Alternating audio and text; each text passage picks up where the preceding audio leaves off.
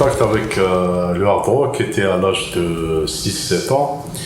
Je me mettais en face du tourne-disque ou du post-cassette, je me mettais à crier sur 2 albums de hard rock qu'avait mon grand frère dans sa petite collection. Il s'agissait de Blackout des Scorpions et du Live No Sleep Till Hammersmith de Motorhead que je surnommais la cassette noire. À l'âge de l'adolescence, j'ai commencé à m'intéresser à ce style avec les albums Crazy World des Scorpions et le fameux The Razor's Edge d'ACDC. Au début, c'était très difficile de se procurer les albums car les fans de ce genre se comptaient sur le bout des doigts. Donc l'accès à cette musique se faisait de différentes manières. Donc soit c'était quelqu'un qui partait à l'étranger auquel on confiait la tâche de nous ramener quelques cassettes qui, une fois ici, faisaient le tour de tous les fans de l'époque.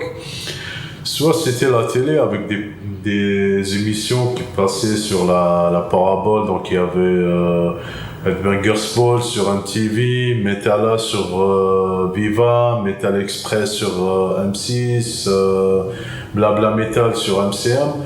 Donc sans oublier les quelques émissions sur les chaînes de radio espagnoles que l'on arrivait à capter seulement en été. Donc sinon il y avait aussi les magazines qui venaient de l'étranger, donc comme Hard Rock Magazine, Hard Force, Hard and Heavy et Metallian. Donc j'ai commencé à apprendre à jouer de la musique en 92. Je m'étais inscrit aux Beaux-Arts du Champ de Manœuvre pour faire des cours de guitare classique. Et un jour j'ai fait la connaissance d'un certain Reda Boilier qui était au même lycée que moi et qui m'a été présenté par Mahdi Zarroni. J'avais appris que Reda jouait du heavy metal et qu'il avait formé un groupe qui devait s'appeler Frites Omelette et qui deviendra Rascas juste un peu plus tard.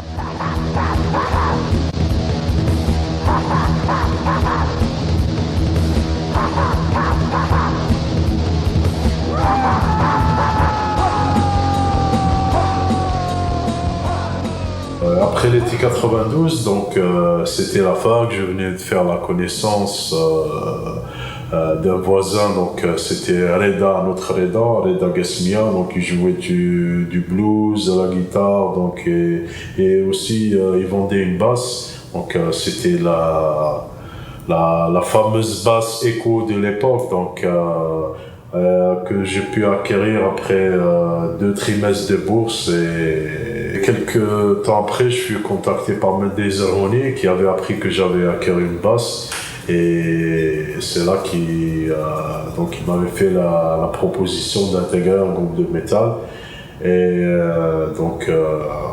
après l'appel de Mahdi, donc c'était vers les débuts 94, on va dire, donc c'était en février. On a décidé de se rencontrer. Il m'a présenté Samir, donc, qui était guitariste rythmique et chanteur. Et il m'avait parlé de leur groupe, c'était Néandertalia qui venait de former en décembre 93 et m'a proposé de les rejoindre à la basse. Et bon, j'ai tout de suite accepté, malgré que au début, je voulais être guitariste, chanteur, mais bon, ça m'a pas empêché d'intégrer le groupe. Et donc là, on a commencé les premières répètes à 3, donc avec Mahdi et Samir, et c'était chez Mahdi au Bois de Boulogne. Donc Mahdi jouait sur une batterie, il y avait des pots en sac de semoule. La basse, je la branchais sur une chaîne stéréo toute pourrie, donc ça donnait un genre de disto d'enfer et Samir s'était fait prêter un ampli qu'il a acheté plus tard. Et on avait travaillé donc quelques reprises comme War for Territory et Refusers et Sepultura. Donc on m'avait présenté Yacine qui était avec moi à la même fac de Babès et qui était aussi guitariste de rock. Et donc je l'avais approché en lui disant que l'on cherchait un guitariste pour jouer du death metal. Donc je lui avais dit qu'on faisait des reprises de Sepultura, Loud Blast, Entombed.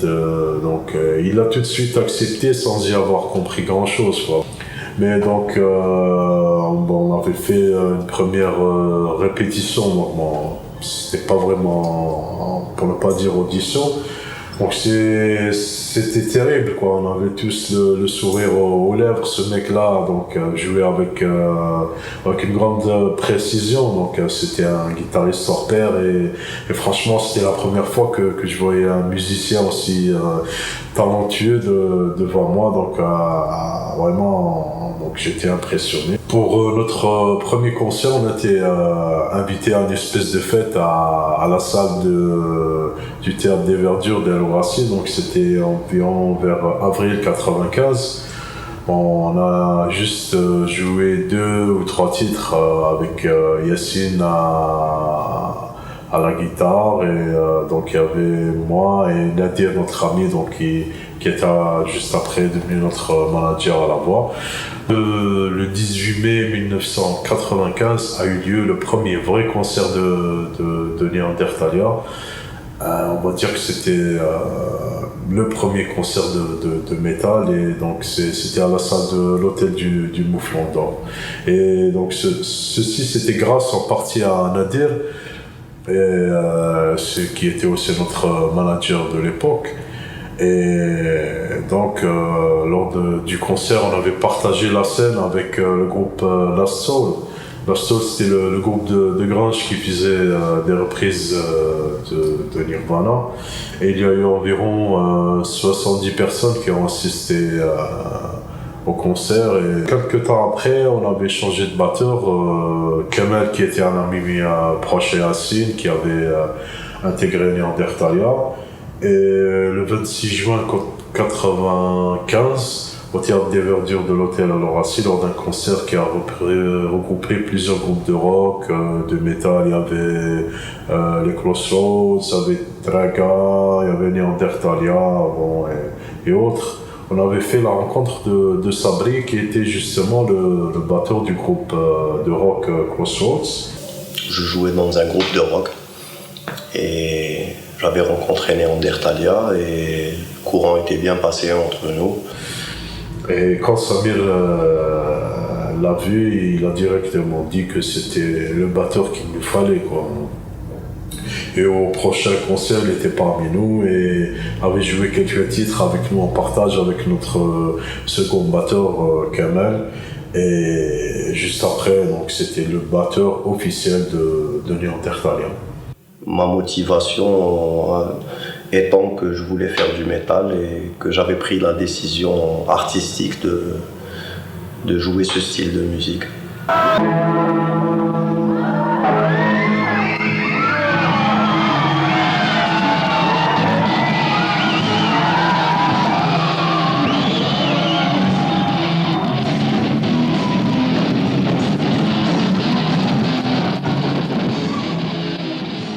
Arafat qui travaille à la radio et qui était aussi le frère de Chitran, donc mon premier prof de guitare, que l'on avait rencontré une fois lors d'un passage radio. On avait sympathisé avec lui et le courant était tout de suite passé. C'était devenu notre nouveau manager. Et en octobre de la même année, on entre dans le fameux Amadeus Studio grâce à Arafat qui avait quand même cru en nous et qui nous a payé les séances d'enregistrement de notre première démo. Et il y avait aussi Farid Yamani qui était à la console et aussi Mustafa Mkarkab qui était aussi au PC avec un Atari, une espèce d'Atari, le vieux Atari ST de l'époque. Donc on avait enregistré 3 titres on avait utilisé une boîte à rythme de l'Atari.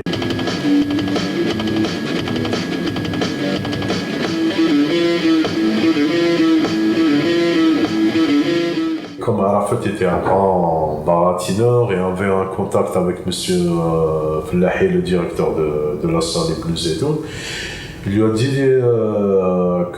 qu'il y avait un groupe de rock constitué par des immigrés qui vivaient en Suède et qui voulaient se produire dans sa salle pour qu'ils puissent accepter de nous programmer. C'était une première en Algérie qu'un groupe de metal ou de hard rock se produise dans les salles, on va dire, officielles, publiques et grandes salles.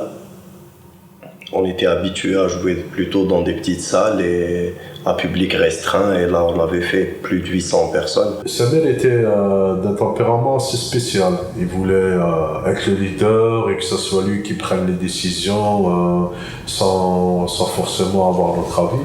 Mais nous, on voulait que ce soit un groupe, quoi, où tous les membres avaient leur mot à dire sur tous les plans. Il avait une certaine vision de ce qu'il voulait faire et que on avait une autre vision, différente. Je pense qu'on avait fait notre bout de chemin ensemble et qu'il était temps que chacun suive son propre chemin, en fait. Et pour ça, on a décidé, donc les trois, Yassine, moi et Sabri, de lui écrire une lettre en imposant nos conditions. Et après l'avoir lu, Samir n'a pas accepté, a décidé de poursuivre son chemin seul en nous disant rendez-vous en enfer. Après ce fameux jour, on s'était retrouvés à trois. Et entre-temps, on cherchait un nom au groupe.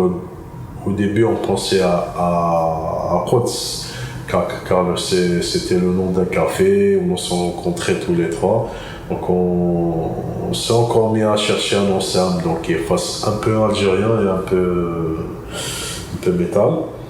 Et j'ai pris le dictionnaire, je suis tombé sur l'Itam et on s'était dit oui, c'est l'Itam.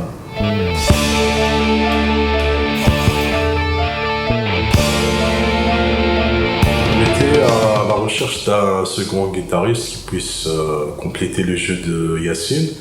Après quelques essais, donc on s'est dit que l'ami ferait bien l'affaire. Il a tout de suite accepté. Donc en 1996, j'ai été contacté par deux amis à moi qui étaient musiciens. Donc l'un était batteur et l'autre était guitariste. Ils avaient fondé un nouveau groupe. C'était des membres auparavant du groupe Néandertalia. Ils avaient quitté le groupe pour former ce nouveau groupe, justement le groupe Litan. Donc j'ai intégré le groupe en décembre 96. Ce qui m'a motivé, c'était déjà les ambitions du groupe qui se démarquaient des autres.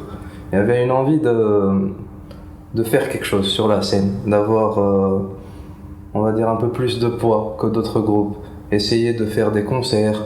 Il y avait l'ambition d'enregistrer un CD, de vraiment réaliser les rêves qu'on avait étant enfant. Avoir un clip, mener un certain mode de vie, vivre de sa musique, quelque chose de nouveau. C'était vraiment assouvir une passion. C'était pas seulement faire de la musique comme un universitaire pourrait le faire, juste pour s'amuser, pour une période, et puis passer à autre chose. Donc c'était quelque part un projet de carrière. Le premier concert de l'ITAM a eu lieu à la salle polyvalente de l'USTHB le 8 mars 1997 devant un public exclusivement féminin. Et quand on s'est mis à jouer des reprises de Death, on a eu droit à des rires de la part des étudiantes, car cela faisait tout bizarre d'entendre un chant pareil. Après, il y a eu plusieurs concerts, notamment ceux de la salle Afrique, avec plus de 1000 personnes et même avec des fois plus d'une centaine de personnes dehors, sans oublier près du village de l'USCHB le 9 mai 1998. Il y avait tellement de monde que l'on n'arrivait plus à voir le fond.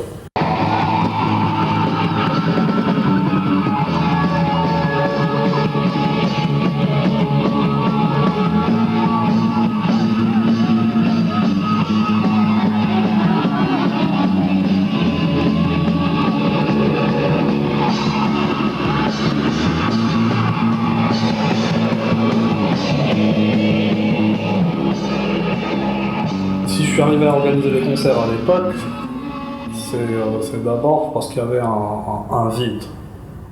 Pendant cette période de terrorisme, pendant notre jeunesse, on n'avait pas de loisirs, on n'avait pas beaucoup de choses. Donc on se regroupait autour de la musique, surtout dans le milieu universitaire. D'ailleurs, on était nombreux à écouter le même genre de musique, on écoutait du metal, on écoutait du hard rock. Et de là a germé un peu l'idée de faire des concerts comme ça entre nous. Et au début, c'était pas dans un sens lucratif ou pour faire de la production ou quoi que ce soit. C'était juste pour nous, pour nous amuser, pour sortir. Et on faisait ça pour la musique seulement, pas pour autre chose.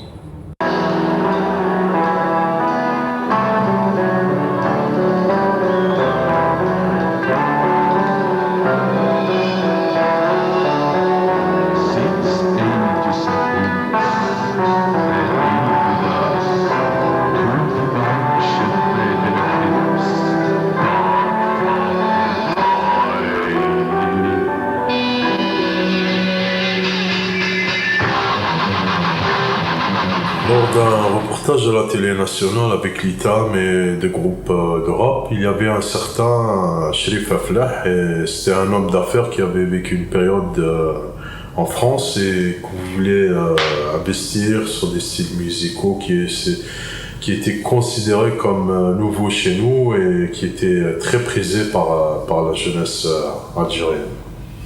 On avait signé en décembre 1998 un contrat historique de 3 ans renouvelable afin de sortir notre album de l'Ennar, et qui n'était autre que le premier album de métal algérien. Après avoir signé le contrat avec SOS Pub, on s'est mis à chercher un studio pour l'enregistrement de l'album, et la difficulté majeure était de trouver un studio pour enregistrer la batterie, ce qui était quasi inexistant à l'époque. Donc on a décidé de faire les prises batterie pendant les balances d'un concert à Ibn Ziedoun qui a lieu en mars 1999 avec l'aide de l'ingé son Mamoun Snoussi. On s'était aperçu que dans la DAT de la batterie, il y avait aussi les retours des instruments qui sortaient mais on n'avait pas le choix car c'était ça ou la boîte à rythme. Et quelques temps après, on avait trouvé le studio pour faire les autres prises et le mixer. Et il s'agissait du studio de Saad Kazim qui était tout près de chez moi, qui avait comme par hasard comme ingé son Farid Yamani, celui qui nous avait enregistré la première démo de Néandertalia. Et comme on avait un budget très serré, on avait fait un enregistrement. L'enregistrement s'est fait en 6 jours, les mixages en 2 jours. On était quand même très satisfait du résultat. Après l'enregistrement de l'album, on a fait un clip du morceau Adjimra qui a servi de support promotionnel à la sortie de l'album. Et en juillet 99, date qui coïncidait avec le 3e anniversaire d'Elita, l'album d'Elnar était sorti, le premier album de hard rock algérien était dans les bacs et on était tous les cas très fiers de cet événement car on savait que quelque part ça allait être un moment historique. Personne n'a osé pu le faire avant nous.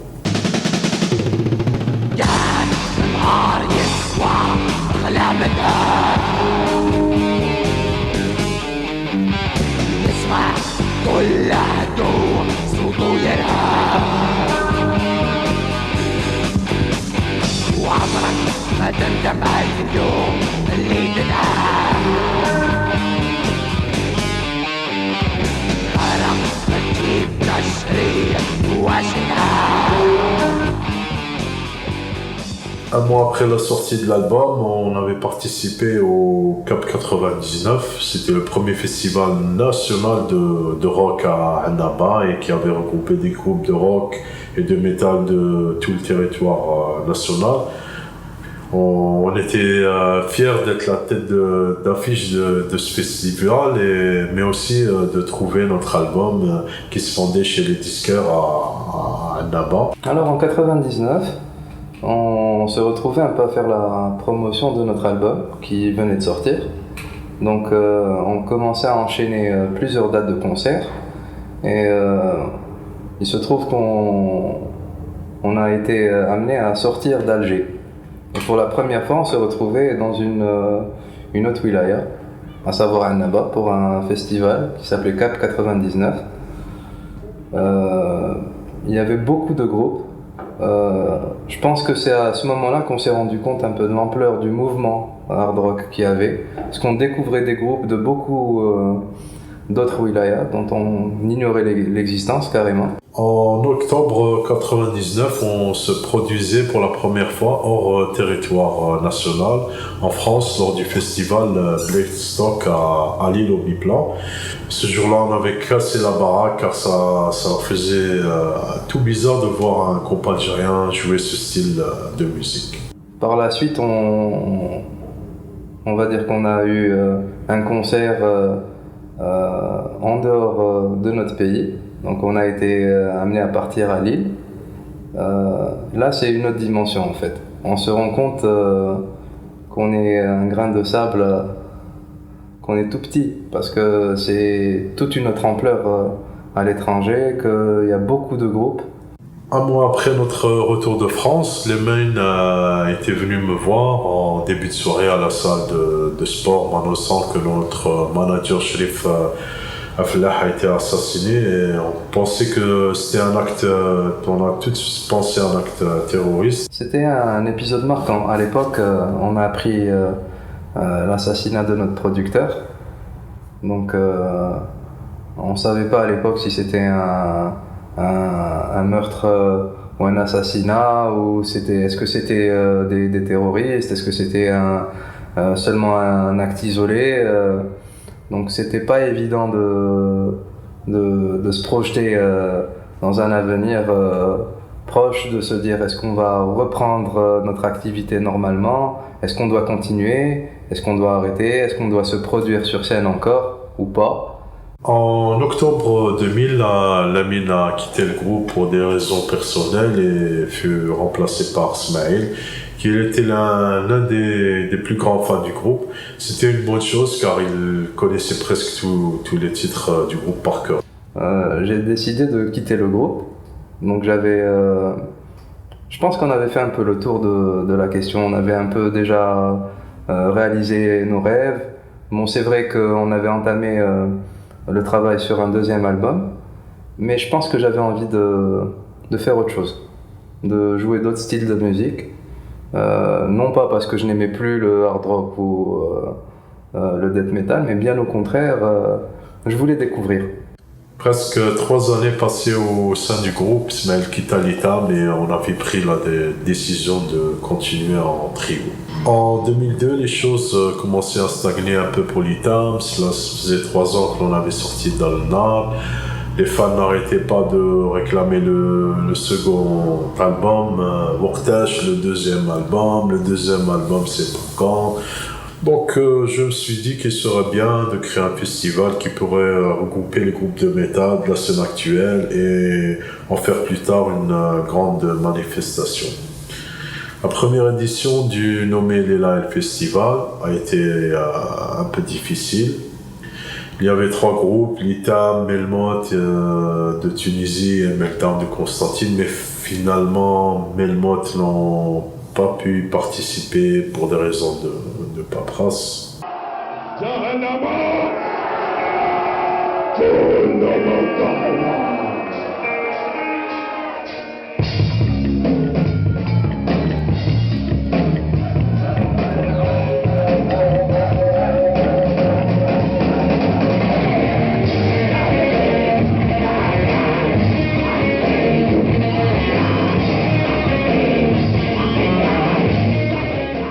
En fin 2002, et grâce à notre ami Khaled Sebki, on a pu approcher l'établissement Art et Culture et faire plusieurs concerts, notamment la deuxième édition du Dalal Festival et le fameux concert avec Shurim, le premier groupe de métal européen à jouer en Algérie. Tout le monde était ébloui par Shurim, car c'était une première. À l'époque, je veux dire en 2002-2003, à l'époque j'étais employé dans une structure étatique et tout, on avait quand même une grande salle de l'Algérois. Et je veux dire, là, il y avait une programmation et on faisait peut-être 35 billets vendus par concert. Donc à un moment, on a discuté avec le directeur, avec les responsables, on a proposé d'inclure les concerts pour jeunes tous les jeudis après-midi, avec un petit prix d'accès. Et c'est vrai que c'est parti de rien, c'était juste une programmation tous les 15 jours, une date tous les 15 jours. Et ça a créé un mouvement, une habitude. Les gens venaient au courant de la semaine pour se demander ce qu'il y avait comme concert le jeudi. On n'avait pas fait une grosse communication sur ça, mais ça a créé l'habitude. C'est le travail de SAP en fait. À la fin, on s'est retrouvé avec une salle pratiquement complète. On est arrivé même à faire 700-800 billets. C'était le cas sur le concert Shurim.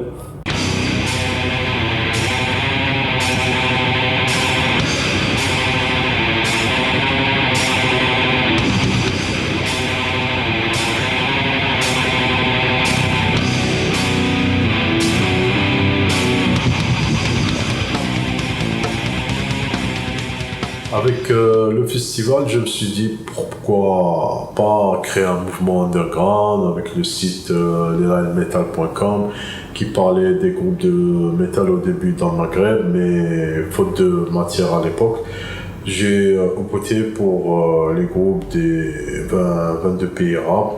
J'ai continué l'aventure avec un fanzine qui s'appelait Lelael Zine. Avec 2 numéros parus, l'un en 2003 et le second en 2004. Sans oublier la compile Lelael Metal Volume 1, The Total Sound of the Underground, qui a rassemblé pas moins de 18 groupes, principalement européens, mais aussi l'ITAM et le groupe libanais Chaotéron.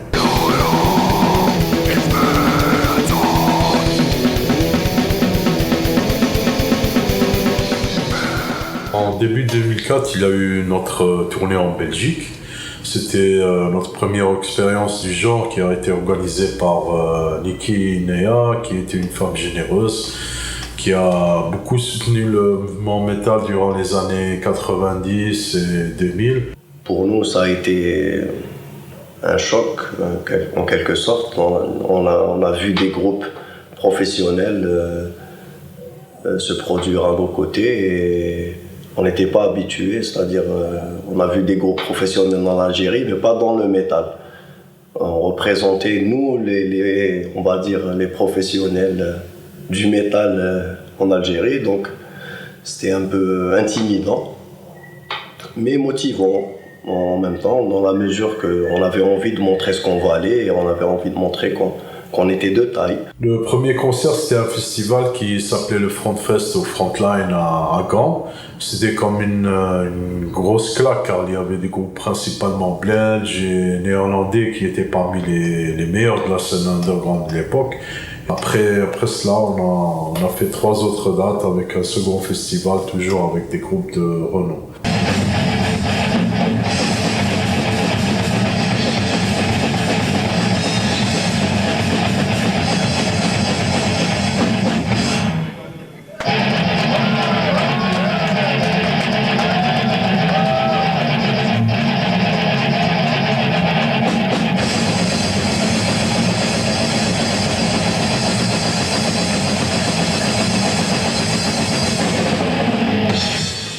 On a compris qu'il suffisait pas d'être bon ou d'avoir du talent pour réussir.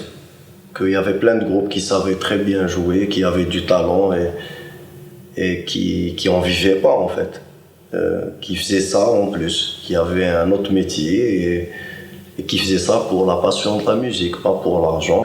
Sans oublier qu'on approchait tous la trentaine, qu'il fallait se faire une situation, car on avait tout misé sur le groupe en négligeant les réalités de la vie qui commençaient à nous rattraper. C'était la fin du rêve, c'était le début de la fin. Les autres membres ne se donnaient plus au groupe comme avant, malgré notre participation au Boulevard des Jeunes Musiciens à Casablanca, au Maroc, qui était un concert exceptionnel et qui a rassemblé pas moins de 10 000 fans venant de tout le Maroc. Sans oublier notre signature avec le label américain Obscurus Angelus Records, qui voulait rééditer Del Nar en premier lieu et nous financer pour l'enregistrement du tout attendu second album. Mais par manque de chance, Jerry, le propriétaire du label, était parti en Irak et n'a plus donné signe de vie. Vers la fin 2004, juste après la troisième édition du Leila Festival, je sentais vraiment que l'ITAM n'était plus comme avant. C'est pour ça que j'ai voulu faire autre chose. Essayer une nouvelle expérience avec d'autres personnes, et c'est là que j'ai fait la connaissance de Hicham, qui avait un groupe de death metal avec un certain Ashraf, le groupe s'appelait Homicidal, et qui avait la même passion et la même envie de faire du grindcore comme moi. Donc on a formé Carnavage à deux et on a intégré Ashraf comme guitariste du groupe, et qui était un excellent musicien. On avait enregistré notre premier démo Carnival of Carnage chez Ashraf, qui fut édité 2 fois par des labels underground en Portugal et en Turquie, et qui a connu un franc succès, surtout avec le titre Carnival of Carnage.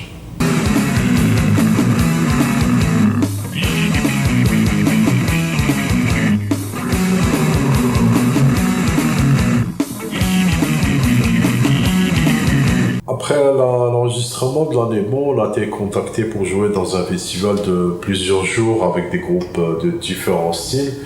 Tout le monde attendait le nouveau groupe.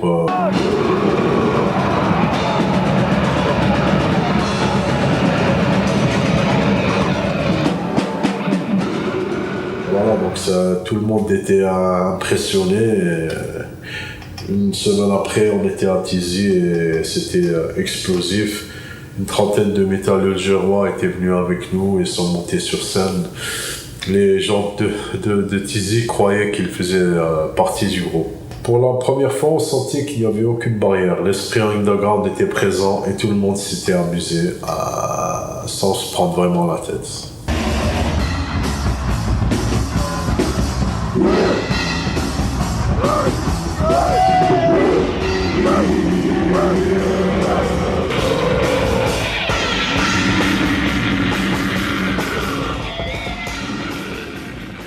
Ensuite, il y a eu la 4e édition du Lala Festival avec la participation du groupe français Slavery, qui était en tête d'affiche du festival avec Carnavage. Cette édition était l'avant-dernière et la meilleure sur tous les plans. Il y avait une variété de groupes, de styles différents. Il y avait du black metal, du death metal, du grindcore, du metalcore, du grunge. Et il y avait aussi des groupes d'horizons différents. Il y avait des groupes de Skikta, d'Alger, de Paris, un public d'enfer, et aussi surtout le final Carnavage Slavery qui avait marqué les esprits. Cette fois-ci, on avait vraiment senti l'esprit d'un festival, on sentait que les choses prenaient forme, mais en fait, ce n'était qu'une illusion. Juste après le festival, Gostok et Utilan ont quitté Carnavage car il fallait donner beaucoup sans forcément espérer du retour. En avril 2006, on a eu le dernier concert de Carnavage avec Adlan à la batterie et le retour de Utila Ashraf à la guitare.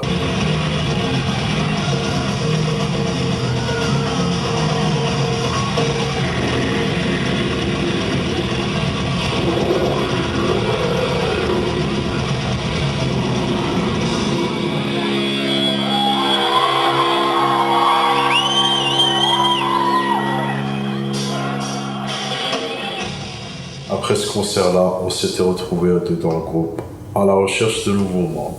Quelques temps après, ce fut un grand événement pour Carnavage. Notre EP de Hull, Sfat Kanajdid, était sorti en CD pressé chez le label allemand Apathic View Records, qui a bien distribué le CD, bien fait circuler le nom de Carnavage dans la scène gorgée. Sans oublier que ce CD était le premier album de métal algérien, tout style confondu, à sortir à l'étranger en format CD original.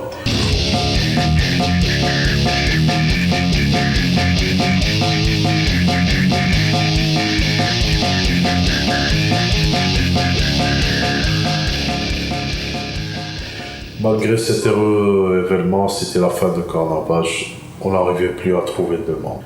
Vers la fin 2006, c'était la 5e édition du Live Festival qui devait avoir lieu à Musédoul.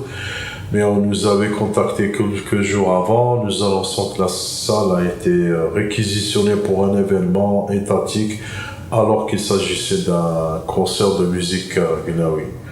Cela ne nous a pas empêché de faire la tournée des salles de l'Algérois et on a opté pour le faire dans la salle de la Maison du Peuple, qui était la salle de l'UJTA et il fallait faire cette édition car c'était ça ou rien. On a quand même pu faire ce festival grâce aussi à l'aide précieuse de Walid qui était aussi co-organisateur de l'événement et cet événement s'est déroulé sur 3 jours avec un rajout d'un 4e car le batteur du groupe français Blue Design était venu à la dernière minute. Donc la surprise du festival, c'était aussi le retour de l'ITAM. Mais ce fut aussi le dernier concert officiel du groupe. À la fin du festival, le bilan était lourd, une perte financière assez conséquente. Ok, là j'ai dit stop, à quoi bon tout ça, j'ai tout arrêté, le site, le festival, toutes les autres activités underground. Ça coïncidait aussi avec la fin de Carnavage, tout s'est arrêté. Après la reformation avortée de l'ITAM au dernier Live Festival, on avait entamé chez moi dans mon studio quelques enregistrements pour mettre le 2e album au point. Bon, on n'a pu faire que 3 titres, la nouvelle version de Jamra, Obsession et Madness Gate, qui hélas sont restés au stade de démo. Avec cet enregistrement, ça m'a permis d'acquérir quelques connaissances en MAO et m'y intéresser de plus près. Donc c'est là que j'ai décidé de proposer mes services à des groupes et musiciens locaux comme The Cult of Satanakia, Lamine, l'ex-guitariste de l'ITAM, Bardera, Stem Khalatia, Profanas et bien sûr Devas.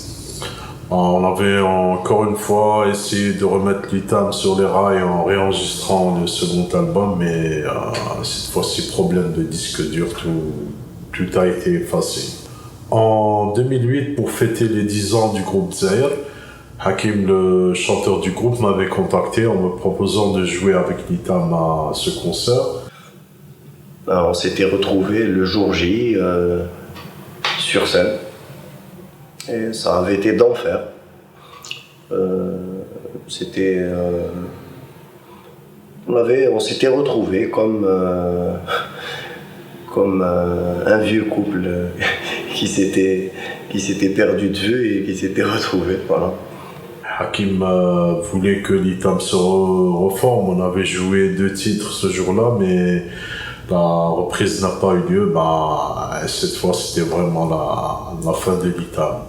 L'ITAM, ça a été quelque chose de puissant dans nos vies et ça nous a permis de relever des défis sur nous-mêmes.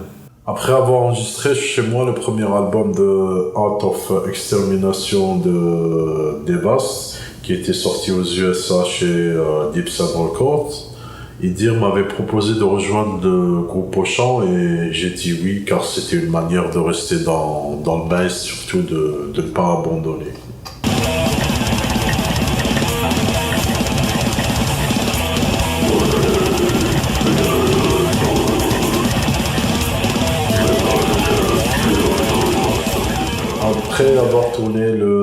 clip avec Devas, Atman de Barbaros et Idir avaient trouvé un excellent concept, donc c'était de faire des petits concerts underground chaque semaine dans une maison de jeunes autour d'Alger et à quelques villes limitrophes. Donc on a joué à Koléa, à Belfort, Tizi Ouzou, Louiba et à Shabla. Avec Devas, on n'avait pas de bateau, mais on a choisi la solution de mettre la boîte à rythme sur scène. Donc l'approche de Idir et de Atman était excellente quand on était parti jouer dans des endroits où les gens ne comprenaient que dalle à cette musique, mais aimait bien se défouler. On leur a fait découvrir en quelque sorte ce qu'était le métal. On aurait bien aimé que ça soit fait avec de meilleures conditions et avec un soutien des autorités, mais bon, on l'a fait quand même.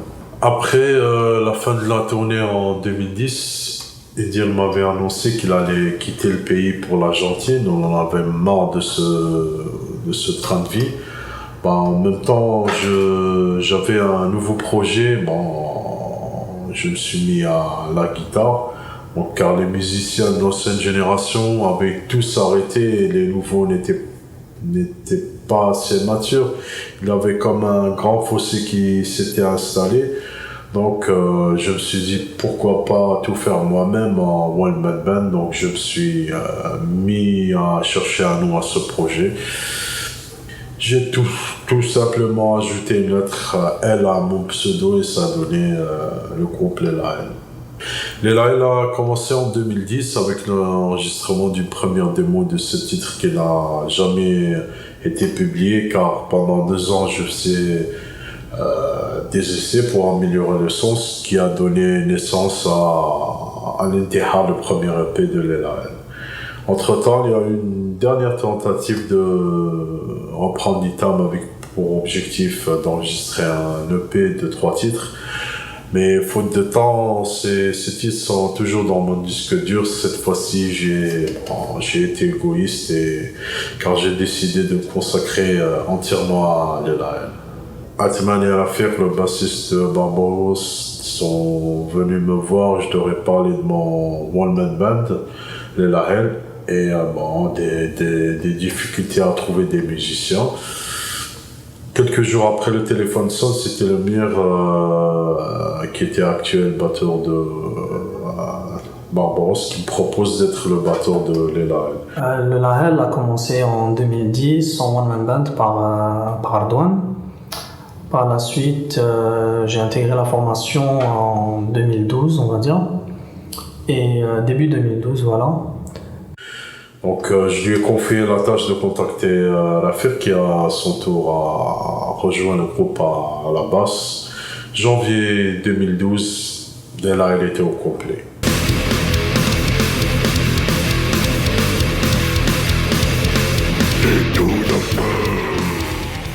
Par la suite, on a enchaîné sur des concerts dans la scène locale.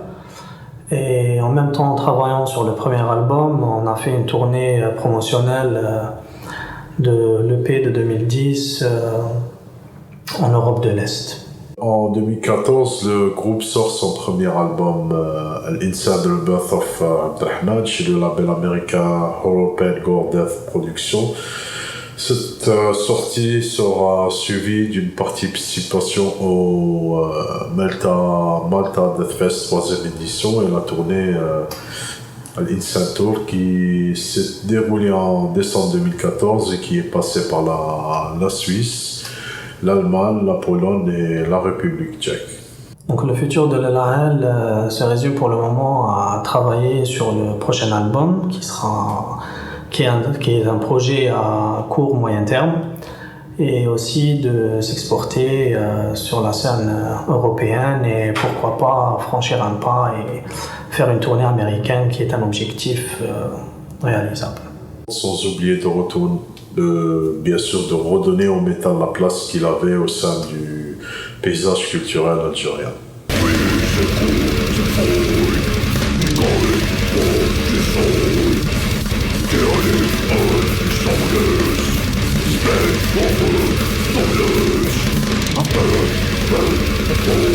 La scène métal actuelle compte quelques groupes seulement qui sont actifs et pour un groupe de métal algérien, il est de plus en plus difficile de faire des concerts en Algérie, voire même presque impossible.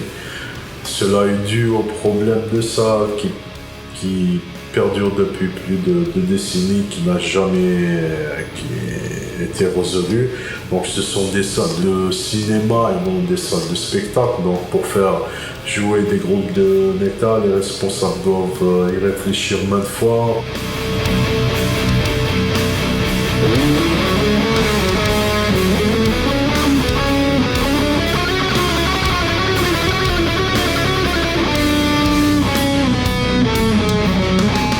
Aujourd'hui, il y a quelques groupes qui sortent du lot, mais il est difficile de dire combien il y a de groupes et où est-ce qu'ils se produisent. Il n'y a pas assez de promotion, il n'y a pas assez d'événements, quoi qu'il arrive. Il n'y en aura jamais assez, de toute manière.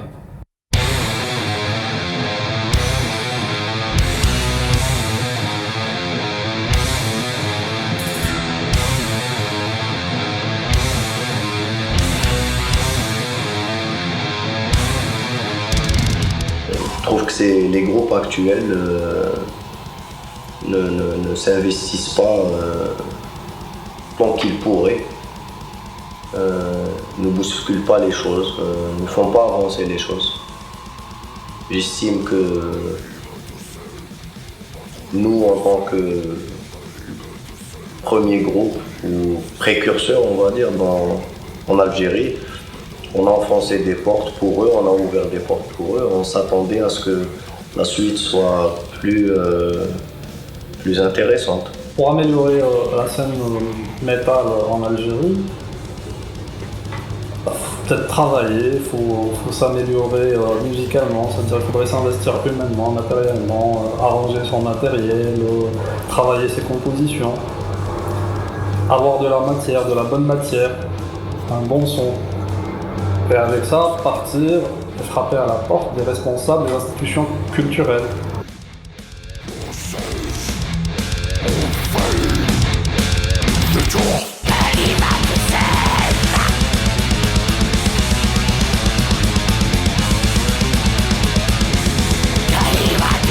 Je pense que pour améliorer la scène métal ou musicale en général, je pense qu'il devrait y avoir un peu plus de facilité déjà pour acquérir des instruments, pour intéresser les gens à la musique, tout en sachant qu'il y a seulement 7 notes. C'est un langage très simple qui pourrait être parlé par tout le monde.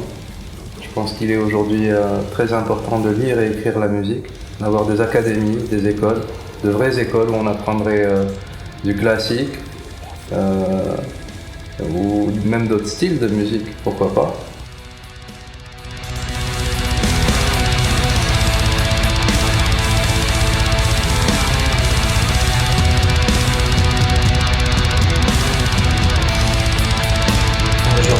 À mon groupe Le Naël, à qui j'espère encore plein de succès.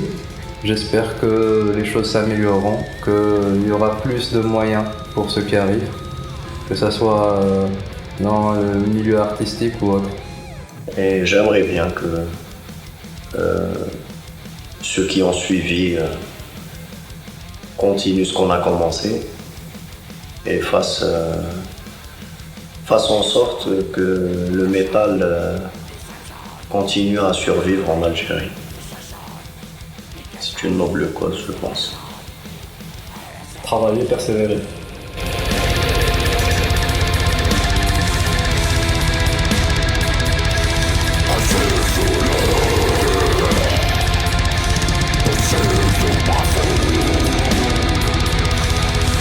Qu'est-ce que tu penses du groupe Les Lines, le groupe de Audouin? Et je trouve que leur musique est intéressante, originale.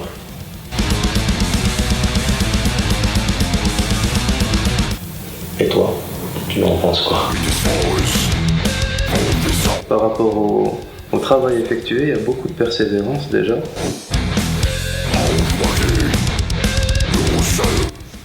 Ardouane est guitariste, alors que Il était bassiste à la base. Par rapport au chant, il a aussi évolué, je trouve.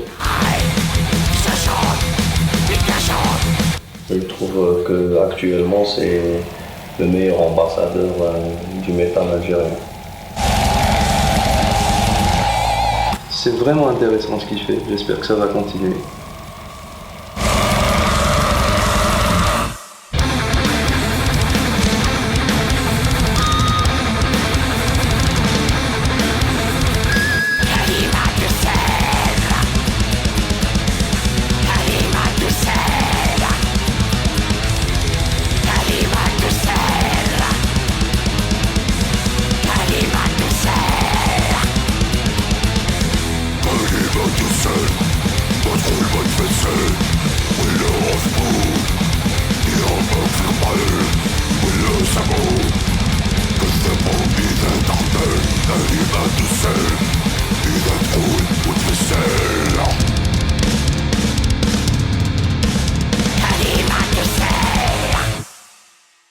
Support Lela Hell or die.